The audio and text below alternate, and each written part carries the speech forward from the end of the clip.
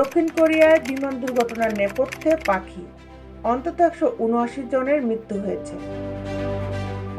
দক্ষিণ কোরিয়ার মোয়ান আন্তর্জাতিক বিমানবন্দরে অবতরণের সময় একটি উড়োজাহাজ রানওয়ে থেকে ছিটকে পড়ে অন্তত 179 জনের মৃত্যু হয়েছে।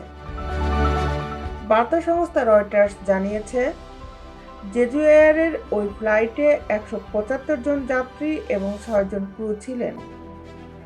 2 জন ক্রু সদস্য ছাড়া বাকি সবাই মারা গেছে। থাইল্যান্ডের ব্যাংকক থেকে এসে রবিবার সকাল 9টার দিকে মোয়ান আন্তর্জাতিক বিমানবন্দরে অবতরণের সময় উড়োজাহাজটি দুর্ঘটনায় পড়ে। নেমে আসার পর উড়োজাহাজটি রানওয়ে থেকে বেরিয়ে গিয়ে বিমানবন্দরের দেয়ালে ধাক্কা খায় এবং অগ্নিগোলকে পরিণত হয়। বিবিসি লিখেছে, এই দুর্ঘটনার কারণ এখনো স্পষ্ট নয়, তবে স্থানীয় গণমাধ্যম বলছে বিমানবন্দরে অবতরণের সময় পাখির সঙ্গে সংঘর্ষের ফলে ল্যান্ডিং গিয়ারের ত্রুটির কারণেই এই দুর্ঘটনা ঘটে থাকতে পারে। ফ্লাইট 7C এর আরোহীদের মধ্যে 173 জনই ছিলেন দক্ষিণ কোরিয়ার নাগরিক, বাকি 2 জন থাই। মোয়ান আন্তর্জাতিক বিমানবন্দর রাজধানী সিউল থেকে 288 কিলোমিটার দূরে।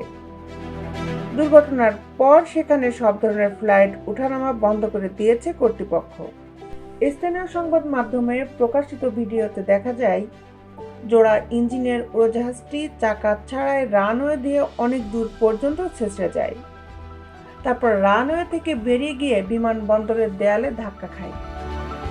সঙ্গে সঙ্গে বিস্ফোরণে উড়োজাহাজটিতে আগুন ধরে যায় এবং এর ধ্বংসাবশেষ ছড়িয়ে পড়ে বিভিন্ন দিকে। বোয়িং কিংবা যুক্তরাষ্ট্রের এভিয়েশন খাতের নিয়ন্ত্রক সংস্থা তাৎক্ষণিকভাবে এই দুর্ঘটনা নিয়ে কোনো মন্তব্য করেনি। বিবিসি লিখেছে, 2005 সালে প্রতিষ্ঠিত জেজু এয়ার দক্ষিণ কোরিয়ার অন্যতম শীর্ষ বাজেট এয়ারলাইন। তাদের কোনো উড়োজাহাজ এই প্রথম প্রাণঘাতী দুর্ঘটনায় পড়ল। এমন এক সময় এই দুর্ঘটনা ঘটল যখন দক্ষিণ কোরিয়া ব্যাপক রাজনৈতিক অস্থিরতার মধ্যে দিয়ে যাচ্ছে। নতুন ভারপ্রাপ্ত প্রেসিডেন্ট চoi soong-mokকে দায়িত্ব নেওয়ার 2 দিনের মাথায় এই সংকট মোকাবেলা করতে হচ্ছে। দেশ বিদেশের আপডেট নিউজ পেতে আমাদের সাথেই থাকুন।